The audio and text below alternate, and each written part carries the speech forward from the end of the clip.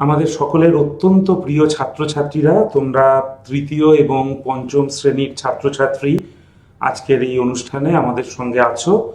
এখানে আমরা নভেম্বর মাসে তোমাদের যে জাতীয় পারদর্শিতার সমীক্ষা, ন্যাশনাল অ্যাচিভমেন্ট সার্ভে বা ন্যাশ যাকে বলা হচ্ছে, সেটা অনুষ্ঠিত হবে। তোমরা তার পরিচিতি এবং অনুশীলনের জন্য একটা এমসিকিউ অ্যাডাপ্টেশন প্যাকেজ বা বহু বিকল্প ভিত্তিক প্রশ্ন পরিচিতি ও অনুশীলন এটা ইতোমধ্যেই পেয়েছো এবং তার উত্তর করে স্কুলে জমা দিয়েছো। আজকে তোমাদের সঙ্গে সেই সংক্রান্ত সেই প্রস্তুতি নিয়ে আলোচনায় আমি রয়েছি। আমি রুদ্রশেখর সাহা, আমি সদস্য বিশেষজ্ঞ কমিটি, পশ্চিমবঙ্গ বিদ্যালয় শিক্ষা দপ্তর, পশ্চিমবঙ্গ সরকার। আমার সঙ্গে আছেন মাস্টারমশাই শ্রীযুক্ত খোকন দাস এবং শ্রী রুদ্রনীল ঘোষ। আজকে তোমাদের প্রথম যে বিষয়টা নিয়ে আলোচনায় আমরা ডাকবো সেটা হলো বাংলা। এই বাংলায় তৃতীয় শ্রেণীতে তোমরা যারা পড়ছো তাদের যে কাম্য সামর্থ্য, তোমরা ইতোমধ্যেই সেই সামর্থ্য হয়তো অর্জন করেছো।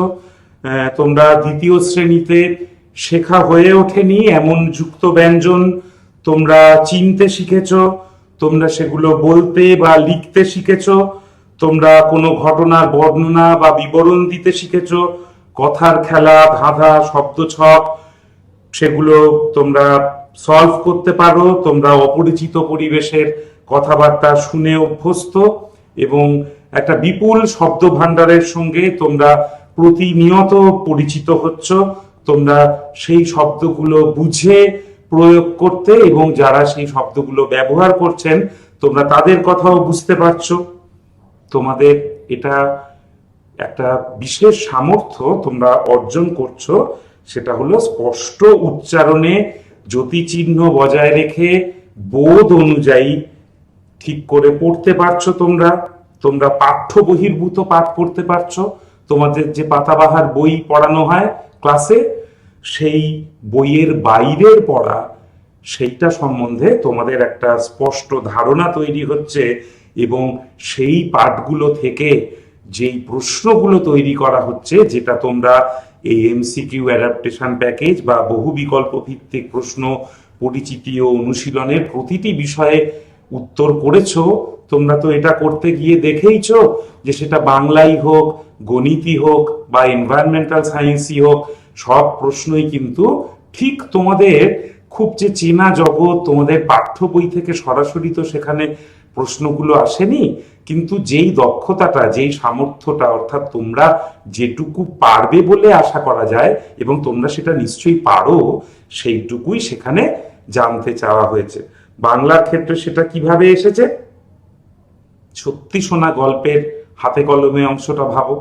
সেখানে তোমাদের এই পরস্পর সম্পর্কযুক্ত ছবি দেখে গল্প তৈরি করার একটা ব্যাপার আছে, যে গল্পের ঘটনাটাকে এই ছবির আকারে যদি সাজিয়ে দেওয়া হয় তাহলে ছবিগুলোর ক্রমই বা কি হবে, বা ছবির মধ্যে দিয়ে কি বলতে চাওয়া হয়েছে।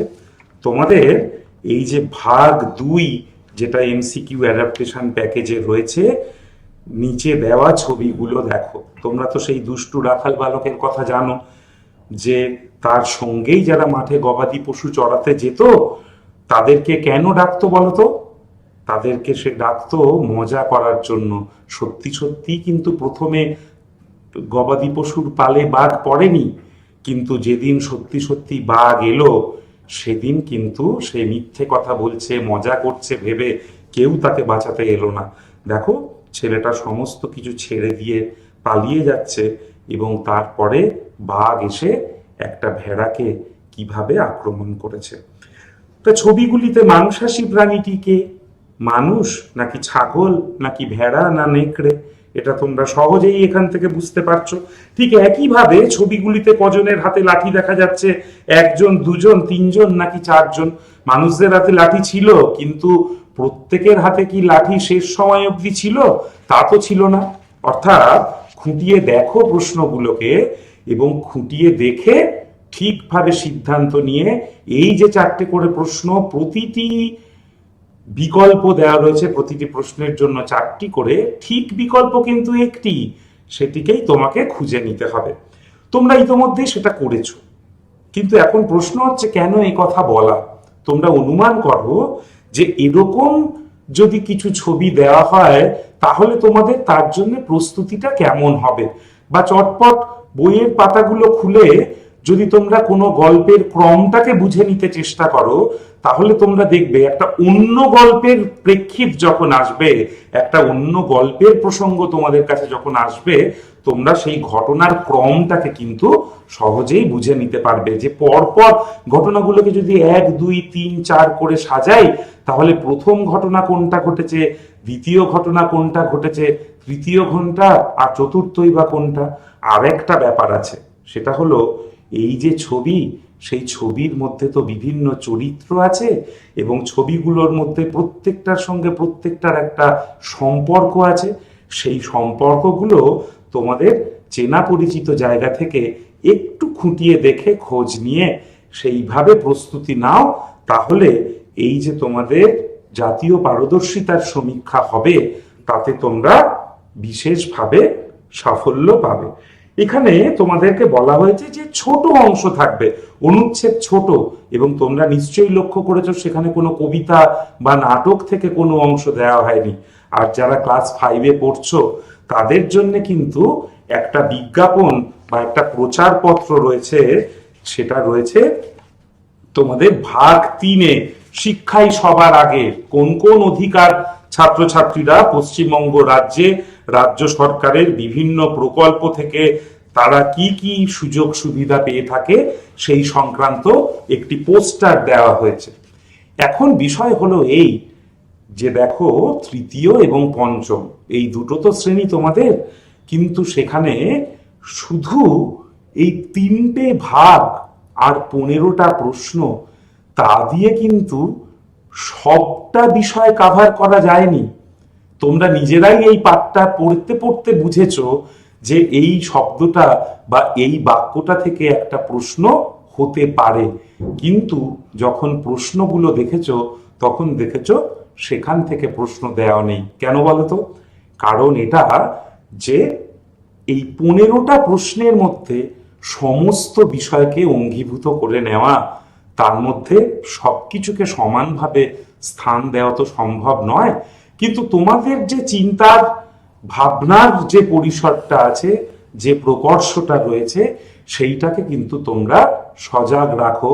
যেখান থেকে মনে হবে যে এই শব্দটা আমার জন্য একটু কঠিন মনে হচ্ছে, তোমাদের কাছে তো বাংলার শিক্ষা দূরভাষে হেল্পলাইন নাম্বার আছেই, তোমরা সেই মাস্টার মশাই দিদিমণিদের সঙ্গে যোগাযোগ করতে পারবে, তোমরা নিজেদের স্কুলের দিদিমণিদের সঙ্গে যোগাযোগ করতে পারবে, তোমরা জেনে নিতে পারবে যে কোনো বিশেষ ক্ষেত্রে কোনো শব্দ কোনো বিশেষ অর্থ বহন করছে কিনা। যেমন ধরো ক্লাস 5-এর ক্ষেত্রে 15 নম্বর প্রশ্নটা, সেখানে স্থিরীকৃত শব্দের একটি সমার্থক শব্দ হলো বলে 4টে শব্দ দেওয়া আছে: প্রদত্ত, প্রকল্পিত, অনুমিত এবং অনুমোদিত।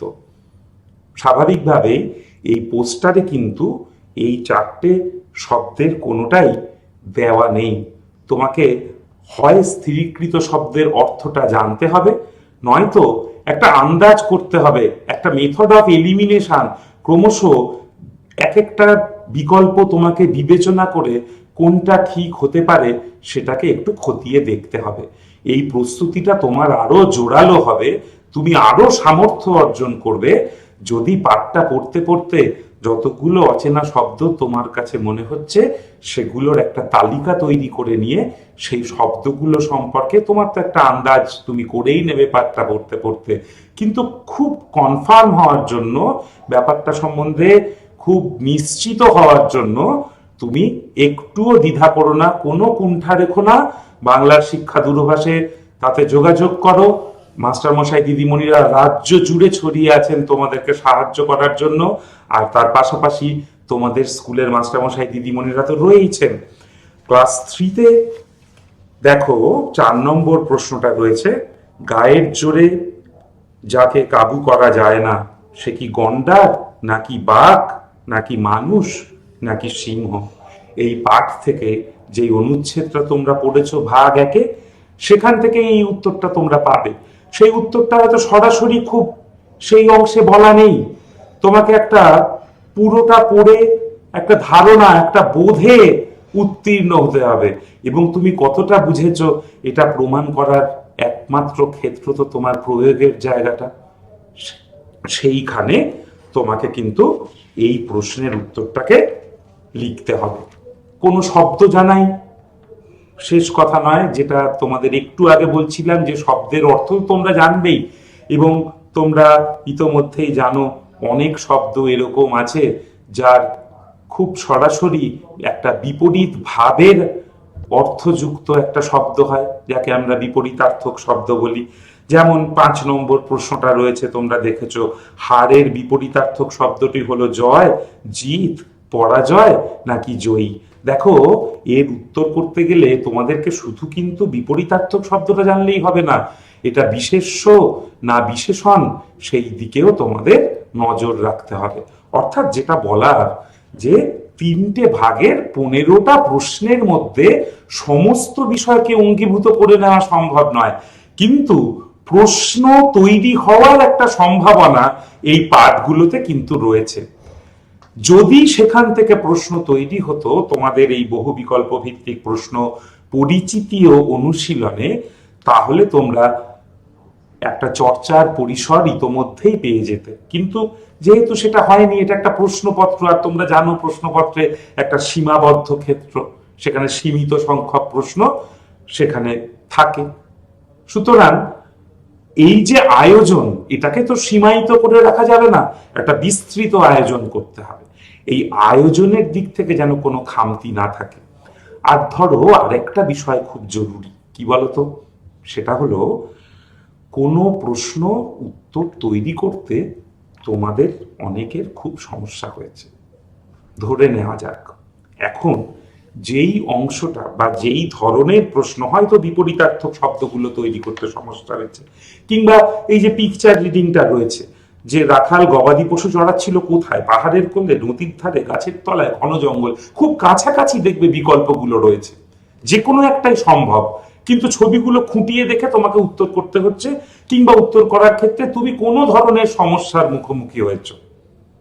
এখন সেই ধরনের একটু চর্চা তোমাকে করতে হবে।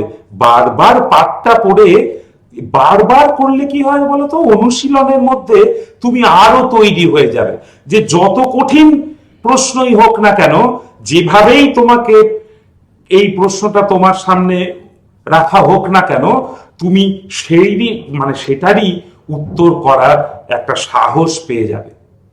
এই সাহসটাকে জোরালো করার জন্যেই এই পরিচিতি শব্দটা, অনুশীলনটা তো এখানে অবশ্যই জরুরি, এবং তার আগে পরিচিতি, কারণ ঠিক পাঠ্য বইয়ের রচনাগুলো তো এখানে নেই, আর সেখান থেকে তুলে আনা জ্ঞানমূলক প্রশ্নেরও এখানে ভিড় নেই। এখানে দেখবে বারবার প্রশ্নগুলো কিভাবে, কেন, এই ধরনের উত্তরগুলো তোমাকে খুঁজতে হচ্ছে। তোমাকে একটা বোধমূলক প্রশ্ন রাখা হচ্ছে, এবং সেই বোধে উত্তীর্ণ হয়ে তুমি তার প্রয়োগটা ঘটাতে পারছো কিনা সেইটা জানতে চাওয়া হচ্ছে। একটা সম্পূর্ণ অপরিচিত পরিবেশের কথা বলছিলাম। 3য় শ্রেণীতে তোমরা দেখেছো পৃথিবীর এক প্রাচীন ও বিস্ময়কর জন্তু ক্যাঙ্গারু। ক্যাঙ্গারু কেন বিস্ময়কর জন্তু, এটা নিয়ে নিশ্চয়ই তোমাদের আর কোনো দ্বিধা, কোনো সন্দেহ নেই।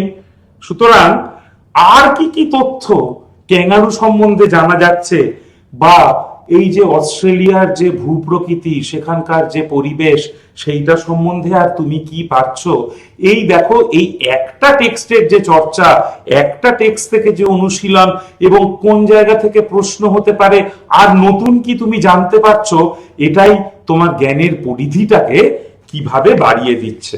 ক্লাস 5-এর ক্ষেত্রে, যেটা প্রৌঢ় বয়সে বিদ্যাসাগর মশাই কিভাবে তার জীবন নির্বাহ করতেন, কিভাবে তিনি দুর্ভিক্ষ মহামারীতে নিজের আহার্য দিয়েও চিকিৎসা করে লোক বাঁচাতেন, কিভাবে তিনি সমাজের মঙ্গলের জন্য বিভিন্ন আন্দোলনের মধ্যে জড়িয়ে পড়েছিলেন, কয়েকটা বাক্য কিন্তু দেখো তার জীবনের কত বড় লক্ষ্যকে এই কয়েকটা বাক্যের মধ্যে ফুটিয়ে তোলা হয়েছে। এই বিষয়টা কিন্তু খুব জরুরি। তোমরা খুব মন দিয়ে পড়ো। শুধু একটা অংশ পড়া বা তার উত্তর করার মধ্যেই কিন্তু এই আয়োজনটা সীমিত নয়। যখন তোমরা বড় হবে তখন তোমরা বুঝতে পারবে যে এর মর্ম কি। একজন মনীষীর জীবন কথার একটা বড় অংশ তোমরা এই ছোট্ট অনুচ্ছেদে পড়ে ফেলতে পারছো। কিংবা দেখো কি অদ্ভুতভাবে বাঙালির খাদ্য সংস্কৃতি, তার রান্না বান্না, প্রাচীনকালের যে দাপুটে জমিদার, যে সমস্ত অনুষ্ঠান বাড়ির কর্তারা বা মাছ ভরা পুকুরের মালিকরা বা সেকালের মাছের নানা পদের রাঁধুনিদের কথা, বা বিভিন্ন মাছের যে নানান পদ রয়েছে, দেখো এখানে কিন্তু একেবারে জিভে চেখে দেখার ব্যাপার না, মনের মধ্যে তোমাদের না একটা অদ্ভুত ভাবের খেলা শুরু হবে। তোমরা একেবারে থালায় বেড়ে সেই খাবারগুলো খাচ্ছ না, কিন্তু এই পাঠটা পড়ে একটা অন্য সময়ের একটা অপরিচিত পরিবেশের মানুষের কিরকম একটা ঘনিষ্ঠ সংযোগ যেন তার মধ্যে জড়িয়ে পড়ছো। এটার দামও কিন্তু কম নয়। অর্থাৎ একটা প্রতিজ্ঞা করার সময় এসেছে তোমাদের, যে যেই অংশটুকু আমরা যখনই পড়ব, যেখানেই পড়ব, যেমন ভাবে সেই বিষয়টা আমাদের সামনে আসবে, আমরা সেইটা সর্বত্র খুঁটিয়ে দেখে সেখান থেকে যত ধরনের প্রশ্ন আসতে পারে সেইটা যেমন আমরা খুঁজে দেখার চেষ্টা করব, একই সঙ্গে যে একটা ধারণার জটিলতা থাকে সেই জটিলতাটাকে ভাঙার চেষ্টা করব, তার অর্থটাকে পরিষ্কার বোঝার চেষ্টা করব। যেমন ধরো 5 নম্বর প্রশ্নটা দেখো, মোটা ভাত মোটা কাপড় কথাটির অর্থ যে অত্যন্ত দারিদ্র নয়, সেটা যে বিলাসিতাহীন জীবন কাটানো, নাকি অত্যন্ত কৃপণতা, নাকি অত্যন্ত বঞ্চনা বোঝাতে, এর উত্তর করতে গিয়ে নিশ্চয়ই তোমরা পরিষ্কার বুঝতে পেরেছো। এই বুঝতে পারার ব্যাপারটা তোমাদের সম্ভব হয়েছে কেননা তোমরা সেই পাঠটাকে খুঁটিয়ে পড়েছো। অর্থাৎ চটপট প্রস্তুত হও, তোমাদের যে জাতীয় পারদর্শিতার সমীক্ষা হবে সেখানে তোমরা সর্বতোভাবে তৈরি হবে, যাতে যে কোনো ধরনের প্রশ্নই আসুক না কেন, তোমাদের যে শ্রেণী, সেই শ্রেণীতে যে কাম্য সামর্থ্য, যেটুকু তোমরা শিখবে বলে আশা করা যায় সেটা তোমরা জানো পরিষ্কার। তোমরা সেই অনুযায়ী প্রশ্ন খুঁজে বার করো নিজেরাই, সেই পাঠ থেকে খুঁজে দেখো সেখানে কোনো যুক্ত ব্যঞ্জন পাচ্ছ কিনা, সেখান থেকে নিজের মুখে মুখে তুমি প্রশ্ন তৈরি করতে পারছো কিনা, বা সেখান থেকে সেই প্রশ্নের উত্তর তৈরি করতে পারছো কিনা। তৃতীয় শ্রেণীর যে কাঠিন্য মাত্রা, সেই প্রশ্ন যেমন হবে, পঞ্চম শ্রেণীর প্রশ্ন তো তত সহজ হবে না। অর্থাৎ যারা পঞ্চম শ্রেণীতে পড়ছো তারা, তাদের বয়স এবং তাদের কাছে যে প্রত্যাশা, তাদের যে কাম্য সামর্থ্য, সেই অনুযায়ী তোমরা এই বাংলার প্রস্তুতিটা নাও। তোমরা জ্যোতিচিহ্নগুলো লক্ষ্য করবে, পাঠ্য বহির্ভূত পাঠ তোমরা পড়ো এবং সম্ভাব্য প্রশ্নের তোমরা উত্তর দিতে পারছো কিনা, এবং ভাষার ক্ষেত্রে ধ্বনি, বর্ণ, অক্ষরের স্বরূপ জানা, বর্ণ ধ্বনি বিশ্লেষণ করা, এইগুলো তো তোমরা নিয়মিত অনুশীলনের মধ্যেই থাকো, তোমরা আরেকটু চর্চা করো। আর পঞ্চম শ্রেণীর জন্য বিশেষ করে বলবো, যেটা তোমাদের একটু অভিজ্ঞতার বাইরে, একটু অভিনবত্ব দাবি রাখে, সেটা হচ্ছে কোনো চার্ট বা কোনো পোস্টার বা কোনো অ্যাডভার্টাইজমেন্ট বা বিজ্ঞাপন তোমাদের সামনে রাখা হবে, এবং সেখান থেকে ছোট ছোট 5টা বহু বিকল্পধর্মী প্রশ্ন, প্রতিটি প্রশ্নের ক্ষেত্রে 4টে বিকল্প, 1টি ঠিক এবং 3টি ভুল। তোমাদের যদি কোনো সংশয় হয় তোমরা অবশ্যই যোগাযোগ করবে মাস্টার মশাই দিদিমণিদের সঙ্গে। ওনারা ঠিক উত্তর বলে দেওয়ার পাশাপাশি কিভাবে তুমি সেই ঠিক উত্তরে পৌঁছবে সেই পথটুকু তোমাদের পরিষ্কার করে বলে দেবেন। এইটুকুই বাংলার পক্ষ থেকে বলা। এবার খোকন স্যার তোমাদের তৃতীয় শ্রেণীর অঙ্কের ক্ষেত্রে তোমরা জানো সেখানে ছোটর থেকে বড় সাজানো, বা কোথাও বড়র থেকে ছোট সাজানো, কোথাও জোড় বিজোড় চিহ্নিত করতে পারা, অনেক ক্ষেত্রে দেখবে তোমরা যোগ বিয়োগ গুণ ভাগকে নিয়ে তৈরি করা অঙ্ক রয়েছে, ঘড়ি নিয়ে অঙ্ক রয়েছে, ঘড়ির কাঁটার অবস্থান নিয়ে বিভিন্ন ফিগার আছে, জিওমেট্রিক ফিগার এবং বিভাজ্যতা নিয়ে অঙ্ক রয়েছে। এবং পঞ্চম শ্রেণীর যেটা গণিত, সেখানে পিতা কন্যার বয়স, ফ্র্যাকশনের অঙ্ক বা কখনো কিলোগ্রাম গ্রামের কনভার্সনের অঙ্ক, কোথাও ম্যাথমেটিক্স নিয়ে নানান পাজল, চার্ট, বর্গ সংখ্যা, ঘড়ির অঙ্ক, সময়ের অঙ্ক বা পরিসীমা নির্ধারণের অঙ্ক, কিভাবে তোমরা এই বহু বিকল্প ভিত্তিক প্রশ্ন পরিচিতি ও অনুশীলনের এই গণিতের চর্চা, অনুশীলন এবং অভ্যাস করবে, সেই নিয়ে এখন তোমাদের খোকন স্যার বলবেন। প্রিয় ছাত্রছাত্রী বন্ধুরা, তোমরা এসেছো আমাদের সঙ্গে কিছুটা সময় শেয়ার করছো। তোমরা অ্যাকচুয়ালি 25-26 তারিখে সমস্ত কাজ জমা দিয়েছো, তার মানে তোমরা এই যে কাজটা পেয়েছিলে সেই কাজগুলো করেছো। এখন এই করতে গিয়ে তোমাদের হয়তো কোনো সমস্যা হয়েছে, সেক্ষেত্রে তোমরা স্কুলের স্যারদের হেল্প পেয়েছো, বাংলা দূরভাষে সেখানে যে মাস্টারমশাই দিদিমণিরা আছেন তাদের সাহায্য পেয়েছো। তো আমি বলবো যে এখানে তো তোমাকে অনেক প্রশ্ন দেওয়া সম্ভব হয়নি, আমরা নির্দিষ্ট কিছু সংখ্যক প্রশ্ন দিয়েছি এবং সেই প্রশ্নের তুমি উত্তরগুলো আনন্দের সঙ্গে করেছো। তো তোমরা তোমাদের স্কুলের যারা মাস্টারমশাই দিদিমণি আছেন তাদের কাছে গিয়ে আরো কিছু প্রশ্নের জন্য বলো, যে তারা আরো কিছু প্রশ্ন তৈরি করে তোমাদেরকে দেবেন এবং সেক্ষেত্রে তোমরা সেই সব প্রশ্নগুলোর উত্তর করলে তোমরা এই পরিস্থিতির সঙ্গে আরো বেশি অভ্যস্ত হয়ে যাবে। আমরা দেখেছি ক্লাস 3 বা ক্লাস 5-এ তোমরা যেগুলো শিখেছো সেইগুলো নিয়েই আমরা প্রশ্নগুলো দিতে চেয়েছি। সেখানে আমরা যে বিষয়গুলোর উপর প্রশ্ন দিয়েছি সেই বিষয়গুলো কিন্তু সবটাই যে ক্লাস 3 বা ক্লাস 5-এর মধ্যে রয়েছে তা নয়।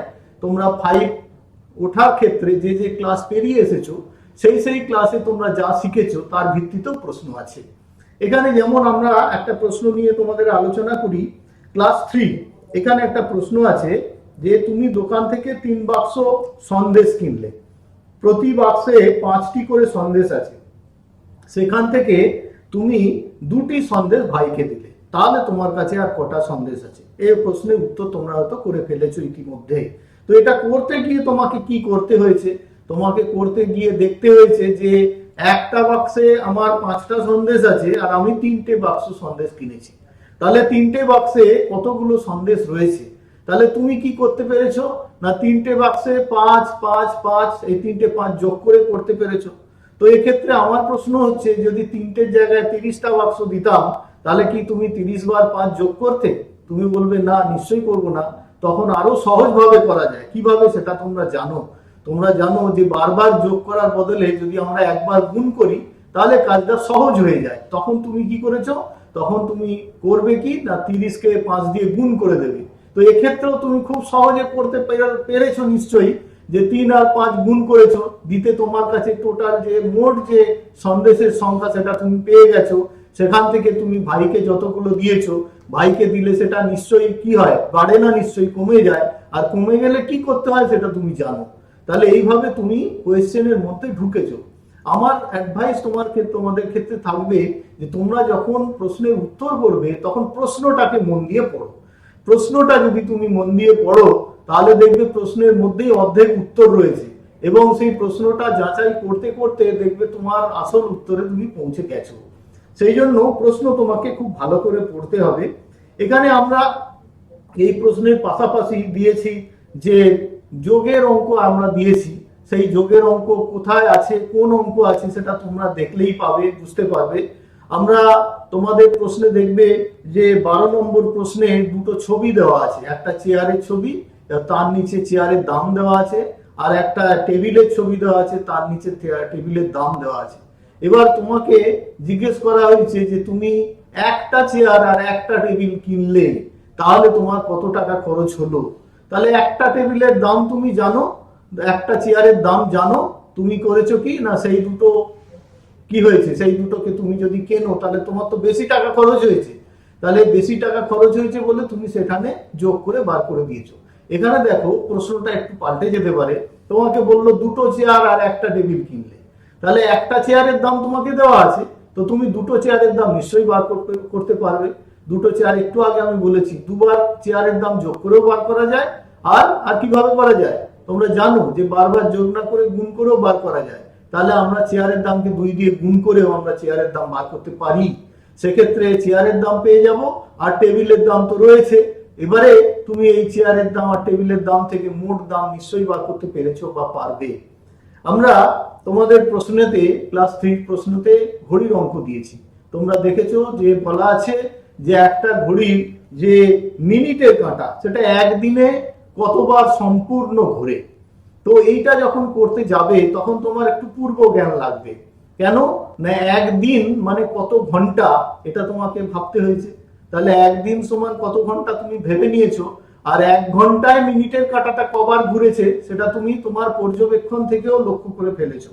তোমরা বাড়িতে যখন ঘড়ি দেখো তখন তুমি নিশ্চয়ই দেখেছো যে ঘন্টার কাঁটা বা মিনিটের কাঁটা বা সেকেন্ডের কাঁটা এটা একদিনে কতবার ঘুরতে পারে, এটা তোমার ওই পর্যবেক্ষণ থেকে তোমার জ্ঞানটা তৈরি হয়ে গেছে। এবং সেই যে ধারণাটা তার পরিপ্রেক্ষিতে তুমি একদিন মানে কত ঘন্টা তুমি জানো, তাহলে তত ঘন্টায় কতবার ঘুরবে এটা তুমি কিন্তু ক্যালকুলেশন করে বার করে দিয়েছো। এবং এই বার করায় যে অনাবিল আনন্দ পেয়েছো তার ভাগ কিন্তু কেউ নেবে না, তুমি একাই পাবে। আমরা দেখেছি এরপরে আরো প্রশ্ন আমাদের রয়েছে। ক্লাস 3তেও আমরা প্রশ্ন দিয়েছিলাম যে একটা মাঠে, স্কুলের মাঠে 2 বন্ধু মিতা এবং তার বন্ধুরা মিলে 171টা গোলাপের চারা রোপণ করেছে, আর অমল আর তার বন্ধুরা 121টা গাছ রোপণ করেছে। এখানে তোমাকে প্রশ্ন দেওয়া ছিল কারা এবং কত বেশি গাছ রোপণ করেছে। তাহলে প্রশ্নটা যদি তুমি ভালো করে পড়ো তাহলে দেখো এর মধ্যে দুটো প্রশ্নের উত্তর চাওয়া হয়েছে, কারা বেশি পেয়েছে রোপণ করেছে এবং কত বেশি রোপণ করেছে। তাহলে কারা রোপণ করেছে এটা তুমি যখন জানতে চাইছো তখন তুমি কি দেখেছো যে মিতারা কতগুলো লাগিয়েছে, তোমার প্রশ্নে দেওয়া আছে 171, অমলরা কতগুলো লাগিয়েছে 121। তাহলে 171 আর 121 এর মধ্যে কোনটা বড় কোনটা ছোট তুমি জানো। স্বভাবতই তুমি কিন্তু বলে দিতে পেরেছো যে এরা মানে মিতা বা অমলের মধ্যে কারা, সেটা তুমি বলে দিতে পেরেছো যে এরা বেশি গাছ লাগিয়েছে। এবার প্রশ্ন হচ্ছে কত বেশি গাছ লাগালে কি করতে হয়। আমরা তো 4টে নিয়ম জানি, যোগ জানি, বিয়োগ জানি, গুণ জানি, ভাগ জানি। তাহলে এক্ষেত্রে আমাদের কি করতে হয়েছে, কত বেশি গাছ লাগানোর প্রয়োজন হয়েছে সেইটা যখন আমরা বার করতে যাচ্ছি। তাহলে তুমি কত বেশি করলে কি হয় তোমরা তো জানো। আমরা যদি যোগ করে দিই তাহলে কি হবে, কত বেশি পাবো না, টোটালটা পেয়ে যাবো, মোট পেয়ে যাবো। তাহলে কত বেশি হলে আমরা জানি বিয়োগ করে বার করতে হয়, এবং সেটা তুমি করেও বার করে দেখে নিয়েছো এবং তোমার নির্দিষ্ট উত্তরে তুমি পৌঁছে গেছো। তাহলে এই ধরনের প্রশ্ন কিন্তু ক্লাস 5-এর ক্ষেত্রেও রয়েছে। তোমরা ক্লাস 5-এ দেখেছো যে এরকম অনেক প্রশ্ন আমরা ব্যবহার করেছি যে প্রশ্নগুলো তোমাকে তোমার নির্দিষ্ট লক্ষ্যে পৌঁছতে সাহায্য করবে।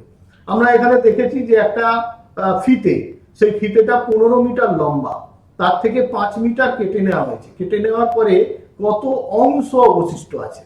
তাহলে এই প্রশ্নটা থেকে এই প্রশ্নটা যদি ভালো করে দেখি তাহলে দেখছি যে কত অংশ বার করতে দিয়েছে। তাহলে অংশটা কিভাবে বার করা যায় সেই পদ্ধতিটা কিন্তু তোমাকে তোমার পূর্ব জ্ঞান তোমাকে সাহায্য করবে বার করতে।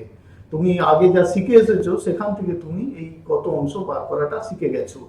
তো এখানে তোমরা কি করেছো, 15 মিটার লম্বা ফিতে, তার থেকে 5 মিটার ফিতে তুমি কেটে ফেলেছো। তাহলে কেটে ফেললে কি হবে, 15 মিটার থেকে 5 মিটার কেটে ফেললে তাহলে কি হলো, কমে গেল। তুমি তো বুঝতে পেরেছো কমে গেছে মানে আমাকে তাহলে কিছু একটা করতে হবে, যোগ করলে তো বেড়ে যায়, তাহলে কমে গেলে যোগের বিপরীত যেটা বিয়োগ তাহলে করতে হবে। তোমরা তাই করেছো, করে তুমি বার করেছো। নেওয়ার পরে যে অংশটুকু পড়ে রয়েছে, যতটুকু ফিতে পড়ে রয়েছে সেটা মোট ফিতের কতখানি, সেটা কিভাবে বার করতে হয় অংশ সেটাও তুমি জানো, এবং তার পরিপ্রেক্ষিতে তুমি এই উত্তরটা করতে পেরেছো। আমরা বলতে চাইছি যে এই প্রশ্নটাই আসবে তার কোনো নিশ্চয়তা নেই, কিন্তু এই প্রশ্ন থেকে তোমার মধ্যে তোমার বোধ তৈরি হবে যে এই ধরনের আর কি কি প্রশ্ন হতে পারে এবং সেই প্রশ্নের উত্তর আমরা কিভাবে উত্তর করব। এক্ষেত্রে তোমাকে সাহায্য করবেন তোমার স্কুলের মাস্টারমশাই দিদিমণিরা। তাদের কাছে তোমরা যদি যাও তাহলে তাদের কাছে যদি বলো যে স্যার এই ধরনের আরো প্রশ্ন আমাদেরকে তৈরি করে দিন, তাহলে তারা সেগুলো দেবেন এবং সেগুলো তুমি আনন্দের সঙ্গে সলভ করবে, দেখবে তুমি নিজে নিজে পারবে। আর যখন নিজে পারবে তখন আরো বেশি বেশি করতে তোমার ইচ্ছে হবে এবং তুমি আরো বেশি অভ্যস্ত হয়ে যাবে এবং যখন ন্যাসের পরীক্ষাটা হবে তখন তুমি সব প্রশ্নের উত্তর করতে পারবে। আমরা ক্লাস 5-এ আরো এই ধরনের প্রশ্ন দিয়েছি, ফ্র্যাকশনের অঙ্ক দিয়েছি, যে শূন্যস্থান পূরণ করতে দেওয়া আছে একটা।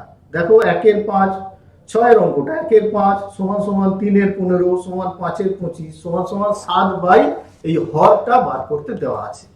তো এখানে এই যে 1-এর 5 তার সঙ্গে 3-এর 15 তার সঙ্গে 5-এর 25, এই তিনটে ভগ্নাংশ তো আলাদা ভগ্নাংশ। 1-এর 5, 3-এর 15 আর 5-এর 25 আলাদা ভগ্নাংশ হলেও এরা কিন্তু সমতুল্য ভগ্নাংশ। কেন না, এদেরকে যদি লঘিষ্ঠ আকারে তুমি প্রকাশ করো তাহলে দেখো সবাই 1-এর 5 হচ্ছে, তার মানে লঘিষ্ঠ আকারে সবাই একই হয়ে গেছে বলে এরা সমতুল্য ভগ্নাংশ। এই সমতুল্য ভগ্নাংশের একটা মজার ব্যাপার হচ্ছে যে এখানে তোমাকে তিনটে দেওয়া থাকলেও তুমি যে কোনো একজনের সাহায্য নিয়ে উত্তরটা করতে পারো। তুমি দেখো, তুমি যখন উত্তর করেছো তুমি হয়তো 1-এর 5-এর সাহায্য নিয়ে 7-এর নিচের হর বার করেছো। এবারে তুমি আমাদের এই আলোচনার পরে তুমি বাড়িতে বসে অন্য একটা ভগ্নাংশ এই 3-এর 15টাকে নিয়ে করতে পারো কিনা দেখো, দেখবে যে একই উত্তর আসবে এবং করা সম্ভব হচ্ছে। একইভাবে 5-এর 25 নিয়ে করে দেখো, একই উত্তর পাবে এবং করা সম্ভব হচ্ছে। তাহলে এই সমতুল্য ভগ্নাংশ থেকে কিন্তু আমরা এই হরগুলো খুব সহজে নির্ণয় করতে পারছি। এরপরে একটা প্রশ্ন দেওয়া আছে 8-এর প্রশ্ন। দেখো তোমাকে 4টে বক্স দেওয়া আছে, ঠিক আছে না? এই 4টে যে বক্স দেওয়া আছে তার মধ্যে কতগুলো ছোট ছোট গোল আছে সেটা কিন্তু লেখা আছে। প্রথম যে বাক্সটা তার মধ্যে 4টে এরকম গোল গোল গোল রয়েছে, বল রয়েছে। তারপরেরটায় 9টা আছে, তারপরেরটায় 16টা আছে। পরের বাক্সটায় কতগুলো হবে এটা জিজ্ঞেস করা হয়েছে এবং পরের বাক্সটাতে কি বলা হয়েছে, 16-র পরবর্তী যে বর্গ সংখ্যা সেইটা। তো এই অঙ্কটা করতে গিয়ে তোমাকে যেটা করতে হচ্ছে যে তোমাকে বর্গ সংখ্যার যে পূর্ব জ্ঞান তোমার মধ্যে তৈরি হয়ে আছে সেইটা তোমাকে কাজে লাগাতে হচ্ছে। তুমি বর্গ সংখ্যা জানো যে একটা সংখ্যাকে সেই সংখ্যা দিয়ে গুণ করলে যে সংখ্যাটা পাওয়া যায় সেটা বর্গ সংখ্যা। যেমন 2কে তুমি 2 দিয়ে যদি গুণ করো তাহলে কি পেলে, 4 পেলে। তাহলে 4টা হচ্ছে কি 2-এর বর্গ সংখ্যা। ঠিক একইভাবে 3কে যদি 3 দিয়ে গুণ করো তাহলে কি পাচ্ছ, এর একটা বর্গ সংখ্যা পাচ্ছ 9। তাহলে তুমি দেখো তোমাকে যে বক্সে বলের সংখ্যাগুলো দেওয়া আছে সেগুলো সব বর্গ সংখ্যা দেওয়া আছে। তাহলে 4টা হচ্ছে 2-এর বর্গ সংখ্যা, 9টা হচ্ছে 3-এর বর্গ সংখ্যা। একইভাবে 16টা তুমি বার করতে পারবে কার বর্গ সংখ্যা, কার বর্গ সংখ্যা না 4কে 4 দিয়ে গুণ করলে তো 16 হয়। তাহলে তুমি এই ছবি থেকে দেখো প্রথম বক্সে 2-এর বর্গ সংখ্যা রয়েছে, বর্গ সংখ্যার সমসংখ্যক বল রয়েছে। তারপরেরটায় 3-এর বর্গ সংখ্যা, তারপরেরটায় 4-এর বর্গ সংখ্যা। এবার তুমি বলো তাহলে 4-এর পরের সংখ্যাটা কত হয়, তুমি নিশ্চয়ই পেরে গেছো 4-এর পরের সংখ্যা 5। তাহলে 5-এর যে বর্গ সংখ্যা সেটা তোমার উত্তর হয়ে যাচ্ছে। তাহলে এইভাবে তুমি বর্গ সংখ্যা দিয়ে উত্তরগুলো বার করতে পারছো। আমরা ক্লাস 5-এ কিন্তু এই ধরনের প্রশ্নে থেমে থাকিনি। দেখো তোমাদের 5-এর বইতে যে ভ্যারাইটিস রয়েছে, যে বিভিন্ন ধরনের জিনিসগুলো রয়েছে তার মধ্যে থেকে আমরা জানতে চেয়েছি বিভিন্ন প্রশ্ন। যেমন সময়ের একটা প্রশ্ন আমরা তোমাদের প্রশ্নে দিয়েছিলাম, 10 নম্বর যে প্রশ্নটা রয়েছে সেটা হচ্ছে মিনার বাড়ি থেকে স্কুলে যেতে 10 মিনিট 15 সেকেন্ড সময় লাগে আর টিনার সময় লেগেছে 12 মিনিট 10 সেকেন্ড। এবারে কার বেশি লেগেছে তুমি এই সংখ্যাটা দেখলেই বুঝতে পেরে যাবে, সেটা প্রশ্নের মধ্যেই বলে দেওয়া আছে যে টিনার কত বেশি সময় লেগেছে। তাহলে তোমাকে এই যে টিনার কত বেশি সময় লেগেছে, আমরা এর আগের একটা অঙ্ক পেয়েছিলাম এরকম, মনে করে দেখো যে কত বেশি আমরা বার করতে চাইছিলাম, কত বেশি বার করতে চাইছিলাম, সেক্ষেত্রে কি করেছিলাম, সেক্ষেত্রে যা করেছিলাম তাহলে এক্ষেত্রেও তাই করব। তাহলে টিনার যে সময় আর মিনার যে সময় এর মধ্যে যেটা বড় সেটা উপরে লিখলে আর যেটা ছোট সেটা নিচে লিখলে। এইবারে তোমাকে তাহলে কি জানতে হবে এখানে, যে সময়ের বিয়োগ কিভাবে করতে হয়, ঘন্টা মিনিট থাকলে এই বিয়োগটা কিভাবে করতে হয় এটা শিখতে হবে। এখানে যে অঙ্কটা দেওয়া আছে সেটাই উপরের গুলো বড় সংখ্যা নিচেরটা ছোট সংখ্যা, তুমি খুব সহজেই করে ফেলতে পারছো। কিন্তু এমনও তো হতে পারে যে দেখা গেল সেকেন্ডটা বেশি আছে, যে 15 মিনিট 25 সেকেন্ড লাগছে আর এর লেগেছে 12 মিনিট 45 সেকেন্ড, তাহলে উপরেরটা ছোট আর নিচেরটা বড়, সেক্ষেত্রে কিভাবে বিয়োগ করতে হয়, যে ঘন্টাটাকে মিনিটে বা মিনিটটাকে সেকেন্ডে নিয়ে গিয়ে তারপরে যে বিয়োগ করতে হয়, এটা তাহলে তোমাকে শিখে ফেলতে হবে। তাহলে এই ধরনের সমস্যা তোমার মাস্টারমশাই তোমাকে তৈরি করে দিতে পারে। তুমি মাস্টারমশাইকে বললে স্যার এই ধরনের আর একটা প্রবলেম তোমায় তৈরি করে দিল, তুমি কি করলে না সেটা সলভ করে ফেললে, এবং যখন তুমি নিজে নিজে করতে পারবে তখন তোমার আনন্দটা বলো কত বেশি আনন্দ পাবে, এবং তার পরিপ্রেক্ষিতে কিন্তু তুমি নিজেই এই অঙ্ক করতে পারবে। আমরা এরপরে আরো পরিসীমার অঙ্ক স্যার বলছিলেন, পরিসীমার অঙ্ক রয়েছে। তো পরিসীমাতে আমরা কি দেখেছি, একটা আয়তাকার চিত্র, সেই আয়তাকার চিত্রের দৈর্ঘ্য দেওয়া আছে, দৈর্ঘ্যটা দেওয়া আছে 30 মিটার আর প্রস্থটা দেওয়া আছে 25 মিটার। এবারে পরিসীমা বার করতে দিয়েছে। তাহলে তোমাকে তোমার পূর্বজ্ঞান, দেখো প্রতি ক্ষেত্রেই তোমার পূর্বজ্ঞান তোমাকে সাহায্য করছে। কি করছে না, পরিসীমাটা কি জিনিস সেটা তোমায় বুঝতে সাহায্য করছে। যে আয়তাকার চিত্র তার পরিসীমা মানে কি, একটা কৌণিক বিন্দু থেকে ওই চিত্র বরাবর তুমি যদি এগোতে থাকো, তাহলে এগিয়ে আবার ওই কৌণিক বিন্দুতে পৌঁছলে মোট যে দূরত্বটা তুমি গেলে সেটাই তো পরিসীমা। তাহলে এর জন্য তোমার কোনো ফর্মুলা কিন্তু মনে রাখার দরকার নেই। তুমি ফর্মুলা মনে রাখতেই পারো, কিন্তু নট নেসেসারি যে দরকার ওইটাই না হলে অঙ্ক হবে না, তার কোনো মানে নেই। তুমি দেখো একটা কৌণিক বিন্দু থেকে তুমি যদি আয়তাকার চিত্র বরাবর এগোতে থাকো, তাহলে দৈর্ঘ্য, প্রস্থ, তারপর আবার দৈর্ঘ্য, তারপর আবার প্রস্থ, তাহলে কটা দৈর্ঘ্য গেলাম, দুটো দৈর্ঘ্য, কটা প্রস্থ গেলাম, দুটো প্রস্থ। তাহলে আমাদের দৈর্ঘ্য আর প্রস্থ তো দেওয়া আছে, তাহলে দৈর্ঘ্য আর প্রস্থ যোগ করে দুবার আছে যেহেতু, তুমি 2 দিয়ে গুণ করে দিয়েছো, উত্তর পেয়ে গেছো। তাহলে এখান থেকে আরো প্রশ্ন হতে পারে। কিরকম প্রশ্ন না, তোমাকে পরিসীমাটা দেওয়া আছে আর প্রস্থ দেওয়া আছে, দিয়ে বললো তোমাকে ক্ষেত্রফল নির্ণয় করো। তাহলে সেক্ষেত্রে তুমি কি করবে, তুমি ক্ষেত্রফলটা যখন তোমায় নির্ণয় করতে দিয়েছে, তোমার মাথায় কিন্তু কাজ হচ্ছে যে ক্ষেত্রফল আমি কিভাবে বার করবো। তোমার মাথা বলে দিচ্ছে যে ক্ষেত্রফল বার করতে গেলে বাবা দৈর্ঘ্যটাও লাগবে, শুধু প্রস্থ দিয়ে ক্ষেত্রফল বার করা যাবে না। তাহলে তুমি তখন কি করবে, তখন তুমি দৈর্ঘ্যটা বার করার চেষ্টা করবে। তাহলে পরিসীমা আর প্রস্থর সাহায্যে তুমি দৈর্ঘ্য বার করতে পারবে। তুমি ওই ছবিটা আঁকলেই তুমি কটা প্রস্থ দেওয়া আছে জানো, আর দৈর্ঘ্য আর প্রস্থ মিলে টোটাল যে পরিসীমা সেটাও তুমি জানো। তাহলে সেখান থেকে তুমি দৈর্ঘ্যটা বার করে ফেললে। এবার দৈর্ঘ্য জানা হয়ে গেল, প্রস্থ জানা হয়ে গেল, এবার ক্ষেত্রফল কি করে বার করতে হয় সেটা তুমি জানো নিয়মটা, যে দৈর্ঘ্য আর প্রস্থ গুণ করলে ক্ষেত্রফল হয়। তাহলে তুমি দৈর্ঘ্য প্রস্থ গুণ করে দিয়ে তোমার উত্তর পেয়ে গেছো। তাহলে এই ধরনের কিন্তু নানা প্রশ্ন আমাদের থাকবে, এবং সেই নানা প্রশ্নের ভিতর থেকে আমাদেরকে উত্তরটা খুঁজে নিতে হবে। এই নয় যে উত্তরটা তুমি যেটা পেলে সেটা সবসময় ঠিক হবে, কোনো কোনো ক্ষেত্রে হয়তো ভুল হতে পারে। সেটা তোমার মাস্টারমশাই যারা আছেন তারা তোমাকে কিন্তু এটাকে ধরিয়ে দেবেন, কোথায় ভুল হয়েছে বা কোথায় ঠিক হয়েছে। For the students of English medium, I discuss about the questions of class 3, question number 11. You see that there is a question. You buy 3 boxes of sweets from a shop. A box contains 5 number of sweets, and you give 2 sweets to your brother. Now, how many sweets have you remaining sweets? How many remaining sweets you have? You know, one box contains 5 sweets. Then you calculate the sweets of 3 boxes, and then you know the total sweets you have, and you give your brother 2 sweets. Then 2 sweets have been lost from your box. Then you subtract the total amount of sweets of box and 2 sweets from it, and you get the results. You have a question number 10. Minute hand of a clock, how many times rotates in a day? You have to know how many hours in a day, and when you know this, how many hours in a day, and a minute hand how many times rotates in an hour, then you can calculate the total number of revolution in a day. You have given 2 pictures of your question at number 12. A question, you have a picture of a chair and a table, and their cost of purchasing have been given to you. You have to know, you have to find the total cost of the chair and the table. Then what have you to do? You have to do the sum of cost of a chair and a table.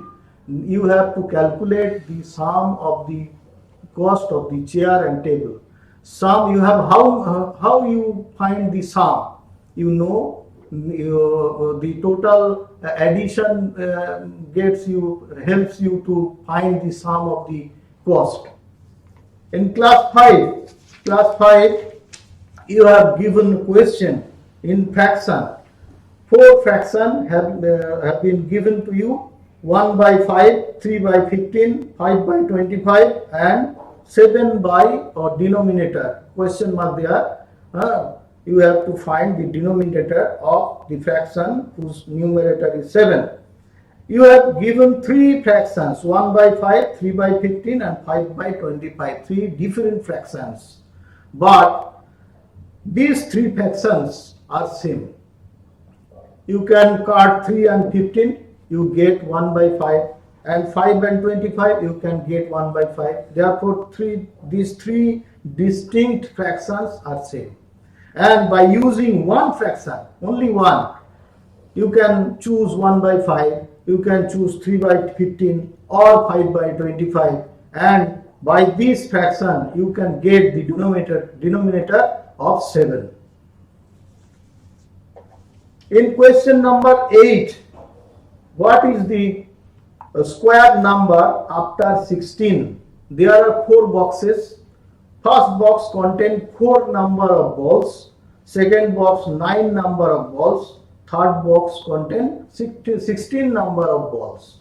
You have to find the number of balls in the 4th box. Here 4, 9, 16. These are the square numbers.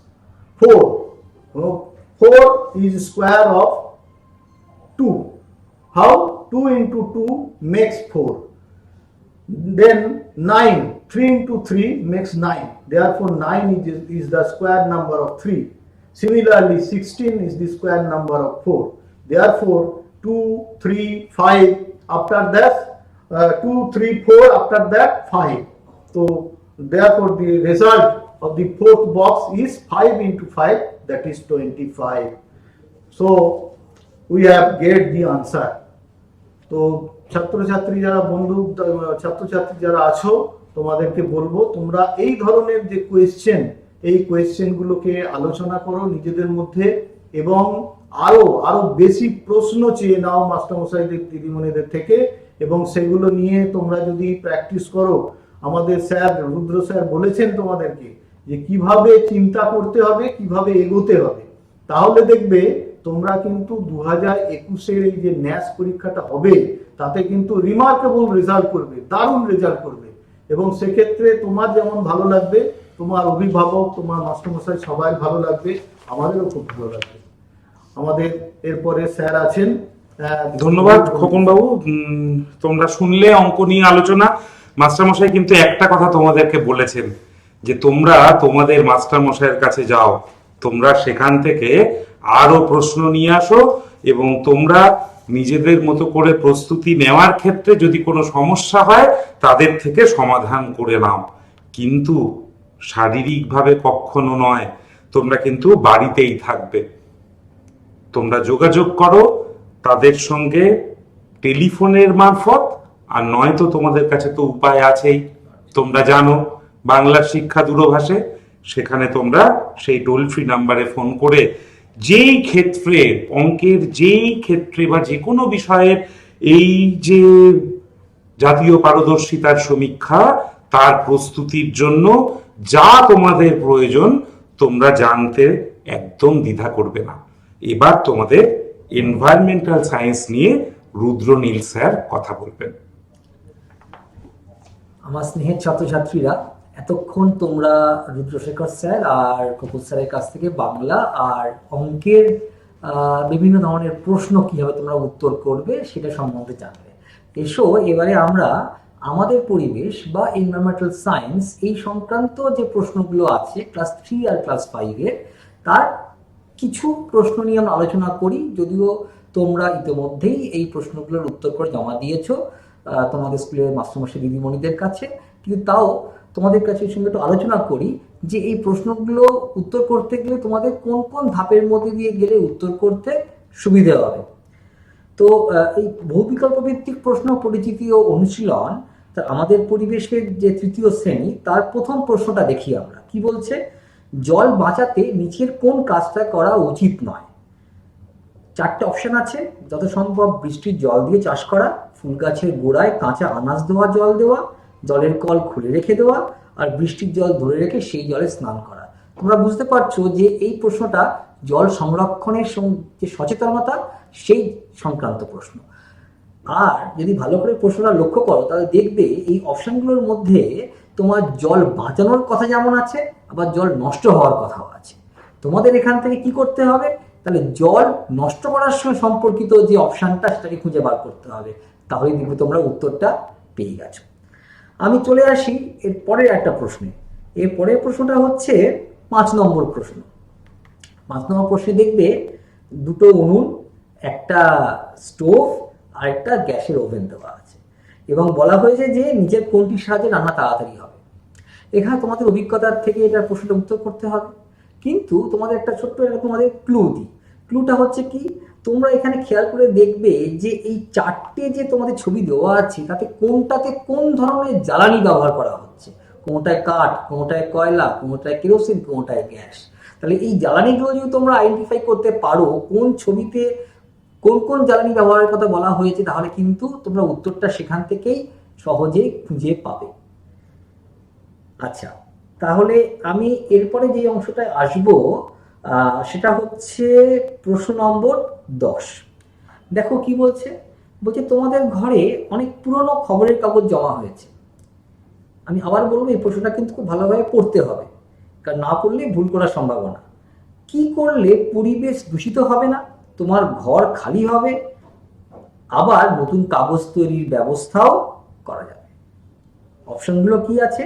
কাগজ জ্বালিয়ে রান্না করা, কাগজকে কুচিয়ে ডাস্টবিনে ফেলে দেওয়া, পুরনো খবরের কাগজের দোকানে বিক্রি করা, কাগজের ঠোঙা তৈরি করা।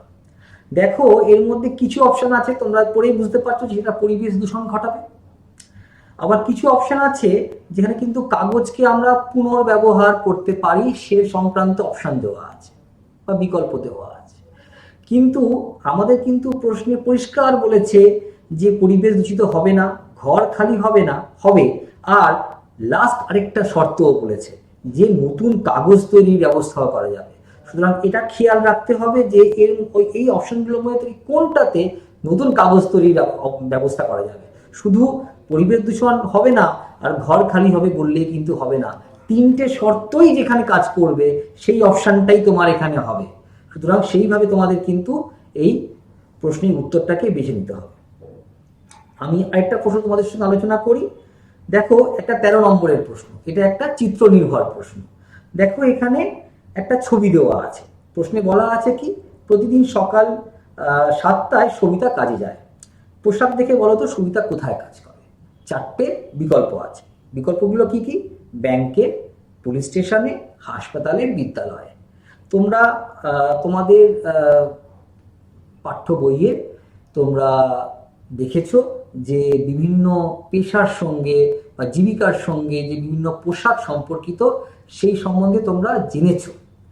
তাহলে এখানে তোমাদের সেই যে অভিজ্ঞতাটা যেটা তোমরা অর্জন করেছো পাঠ্যপুস্তক থেকে বা তোমাদের চারপাশে দৈনন্দিন যে তোমাদের যে অভিজ্ঞতা সেখান থেকে তোমরা যে জ্ঞান গঠন করেছো তার সাহায্যে তোমাদের এই প্রশ্নের উত্তর করতে হবে। কিন্তু তোমরা যদি ভেবে থাকো যে এই ধরনের প্রশ্ন বা ঠিক এই প্রশ্নটাই ধরো তোমার যে জাতীয় পারদর্শিতার অভিক্ষা বা ন্যাশনাল অ্যাচিভমেন্ট সার্ভেতে হবে আসবে, তা কিন্তু নাও হতে পারে। সেখানে কিন্তু হয়তো এই পেশা দিয়ে একটা প্রশ্ন এলো, কিন্তু সেখানে হয়তো অন্য একটা পেশার সঙ্গে সম্পর্কিত মানুষের ছবি দেওয়া হলো, দিয়ে তোমার কাছে জানতে চাওয়া হলো সেই মানুষ যে পোশাকটি পরে আছেন সেখান থেকে তোমাকে চিহ্নিত করতে হবে তার পেশাটি কি। সুতরাং এই কথাটা কিন্তু এর আগেও খোকন স্যারও বলেছেন, রুদ্র স্যারও বলেছেন যে আমাদের কিন্তু এই প্রশ্নগুলো তোমাদেরকে আমরা প্র্যাকটিস করার জন্য দিয়েছি, অর্থাৎ কি ধরনের প্রশ্ন ন্যাসে আসতে পারে তার একটা ধারণা তোমরা এই প্রশ্নের উত্তরগুলো করার সঙ্গে সঙ্গে পাবে। কিন্তু তার মানে এমন নয় যে অবিকল এই প্রশ্নগুলোই আসবে। সুতরাং এই ধরনের প্রশ্ন সঙ্গে তোমাদের কিন্তু আস্তে আস্তে করে পরিচিত হয়ে উঠতে হবে। Now I will switch over to English for the students who study in English medium. For this, I would first refer to question number 1, which states that which one of the following activities is not recommended in order to save water? The options are: rainwater should be used as much as possible for farming, wash the vegetables and use the same water for flowering plants, keep the tap water running, store rainwater and use it for bathing. Now you can see that this question is related to the awareness about water conservation. And if you observe the options closely, then you will find that the options comprises statements that relates to both judicious use of water and also wastage of water. Now the question asks you that which one of the following activities is not recommended. So you know that wastage of water is not recommended. So you will have to find out the option that is related to wastage of water, not judicious use of water. Now I think you will get the answer very easily. Okay, now we will go to the next question, that is question number 5. Here 4 pictures are given. It is a diagram based question. Here you can see that the use of coal and wood in oven are given, and there are 2 other pictures comprising of kerosene stove and a gas oven. Now the question that is asked is, by using which one of the following will cooking be faster? So for this I will just give one small clue to you to answer this question. The clue is this: first of all, you will have to find out the fuel that is being used in each one of the cases. And if you have followed me closely, so I have already mentioned the fuels that have been used in each of the cases. So by identifying the fuels, you can get the answer very easily. Okay, now let me go to the next one, that is question number 10. It tells us, or the question goes on like this: a lot of old newspapers are stacked in your room. What measure will you take so that there will be no pollution? Your room will be clean and it will be possible to make new paper out of it. Be very observant that there are 3 conditions given. So these 3 conditions should satisfy the option that you are choosing. Now let me spell out the options: cooking food by setting the paper alight, tearing apart the paper in small pieces and throwing it in the dustbin, selling it in a shop that trades old newspapers, and the last one is making paper bags with the paper. Now if you observe the options very closely, you can see that some of the options promotes environmental pollution. Some of the options shows us the way to reuse paper, but there is only one option that tells us or gives us the way to make new paper. We will have to choose that option. So by doing this, we will find the correct answer. Now let me go to the last one. The last one is a diagram based question, and the question goes on like this: every day at 7 a.m. Savita goes to work. Observe her dress and choose the place where she works. The options are bank, police station, hospital and school.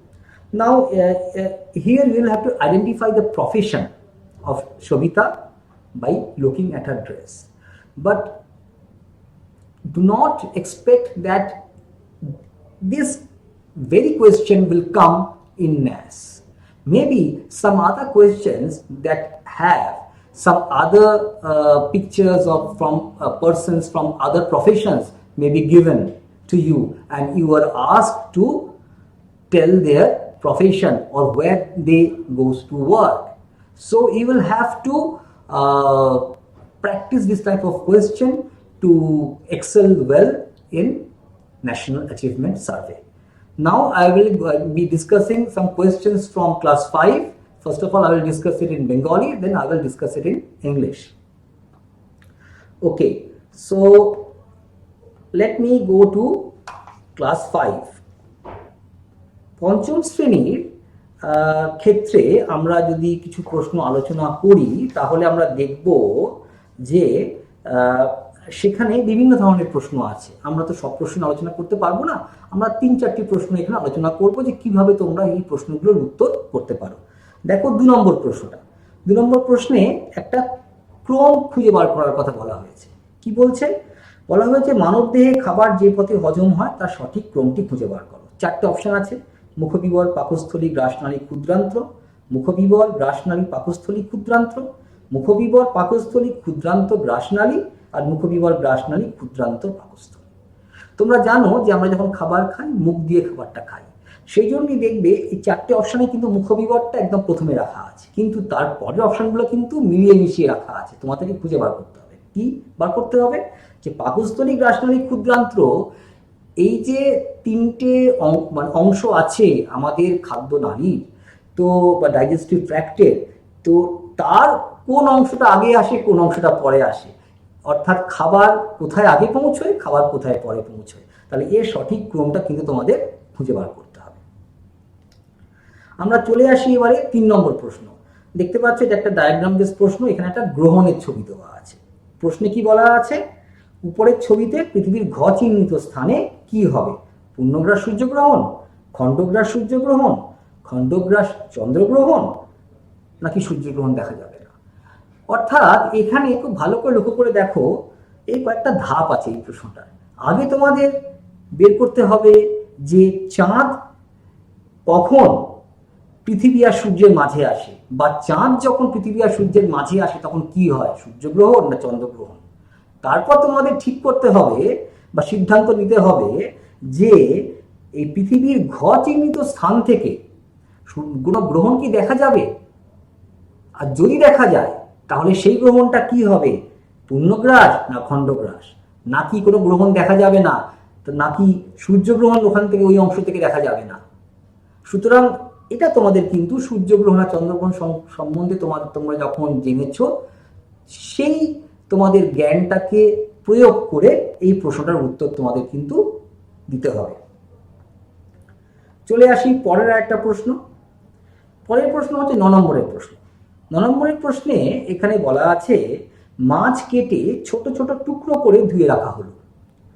কি করা হলে মাছ তাড়াতাড়ি নষ্ট হয়ে যাবে? ভালো করে খেয়াল করো, নষ্ট হয়ে যাবে বলা আছে, ভালো থাকবে বলা হয়নি কিন্তু। অপশনগুলো কি আছে? বেশি করে নুন মাখিয়ে রোদে শুকিয়ে রাখলে, খুব ঠান্ডায় রাখা হলে, নুন হলুদ মাখিয়ে খুব ঠান্ডায় রাখা হলে, আর ঢাকা দিয়ে রান্নাঘর সাধারণ উষ্ণতায় রাখলে। তোমাদের অভিজ্ঞতা থেকে কিন্তু এই প্রশ্নটার উত্তর দিতে হবে যে তোমরা জানো খুব ঠান্ডায় রাখা হলে মাছ ভালো থাকে, তাহলে আর কি কি করলে মাছ ভালো থাকে সেগুলো খুঁজে বার করো। যদি 3টে এরকম অপশন খুঁজে পাও যে মাছ কি কি করলে ঠান্ডায় ভালো থাকে, তাহলে বাকি যেটা পড়ে রইলো তাহলে সেটা করলেই দেখবে যে মাছ নষ্ট হয়ে যাবে। তাহলে আমার প্রশ্নটাও কিন্তু তাই চাওয়া হয়েছে যে মাছ তাড়াতাড়ি কোনটা করলে নষ্ট হয়ে যাবে। আচ্ছা, তাহলে এটা তোমরা বুঝতে পারলে কিভাবে উত্তর করতে হবে। আমি আসছি আমাদের আরেকটি প্রশ্ন যেটা দেওয়া আছে এখানে, 15 নম্বরের প্রশ্ন। 15 নম্বরের প্রশ্নে দেখো বলা হয়েছে নিচের কোন কারণের জন্য মাটির গুণ নষ্ট হয় না? খেয়াল করো, হয় না বলা আছে। 4টে অপশন আছে: বৃষ্টির জলে মাটির কণা জলে ধুয়ে গেলে, অতিরিক্ত রাসায়নিক সার ব্যবহার করলে, চাষের সময় পরিমিত জৈব সার ব্যবহার করলে, আর কলকারখানা থেকে নিঃসৃত নোংরা জল মাটিতে মিশলে। খুব ভালো করে লক্ষ্য করে দেখো, এর মধ্যে যে অপশনগুলো আছে তার 3টে অপশানে বা 3টে বিকল্পে মাটির গুণ কিন্তু নষ্ট হয়ে যাচ্ছে বা যাবে। কেবলমাত্র একটা গুণে মানে একটা অপশানেই যেটা আছে সেখানে কিন্তু মাটির গুণ নষ্ট হবে না। সুতরাং তোমাদের এখানে তাহলে সেটাকেই বার করতে হবে যে কোন বিকল্পটাতে মাটির গুণ নষ্ট হবে না। তাহলে এইভাবে তোমরা যদি বাকি প্রশ্নগুলো তোমরা দেখো লজিক্যালি যদি তোমরা স্টেপ বাই স্টেপ প্রশ্নগুলো উত্তর দেওয়ার চেষ্টা করো, আশা করি তোমরা এই ধরনের প্রশ্নগুলো সঠিকভাবে উত্তর দিতে পারবে এবং এই ধরনের প্রশ্ন যখন ন্যাসে আসবে সেখানেও তোমরা খুব ভালো ফল করবে। Now I'll be switching over to English. Let us discuss some sample questions from class 5 for environmental and science from the MCQ adaptation package that you have already solved. But let me discuss some of the steps that you can use to answer these questions. I will not be giving out the answers, but I will giving out the clues for how to answer these questions correctly. Okay, let me discuss question number 2. It goes on like this. Find out the correct sequence of the pathway in which the food passes to get digested. The options are mouth, stomach, esophagus, small intestine, mouth, esophagus, stomach, small intestine, mouth, stomach, small intestine, esophagus, and mouth, esophagus, small intestine, stomach. If you observe the options, you can see in each of the options, mouth is placed at the first position. Why is so? Because you know that food is ingested through mouth. So that's why mouth is placed at the first position. But the rest of them are mixed up. So you have to find out the correct sequence of stomach, esophagus and small intestine, which comes first in the digestive tract, or where the food reaches first when it passes through the digestive tract. Then we will get the correct answer. Now let me go to another question, that is question number 3. As you can see, it's a diagram based question. Here the question goes on like this. What will happen in the place marked D on earth in the diagram given above? The options are total solar eclipse, partial solar eclipse, partial lunar eclipse, and the last option is solar eclipse will not be seen. Now here you will have to first identify the situation. What is the situation here? The moon has come between the earth and the sun. So what happens when the moon comes between the sun and the earth? Is it solar eclipse or lunar eclipse? First of all, you will have to find that out. Next, you will have to find out or decide that if at all eclipse can be seen from point D, or if it can be seen, then whether it will be a partial eclipse or a total eclipse, or whether any eclipse or solar eclipse will not be seen from point D. By analyzing the options like this, you will get the correct answer. Now let me go to another question, that is question number 9. The question goes on like this. Fish was cut in small pieces and washed with water. In which of the following cases will it be spoiled? Be very careful to spot the word spoiled. Okay. Now the options are: if the fish is heavily salted and dried in the sun, if the fish is stored at a very low temperature, if the fish is treated with salt and turmeric and then stored at a very low temperature, and the last one is if the fish is stored at ordinary temperature in the kitchen. Now this question is related to food preservation.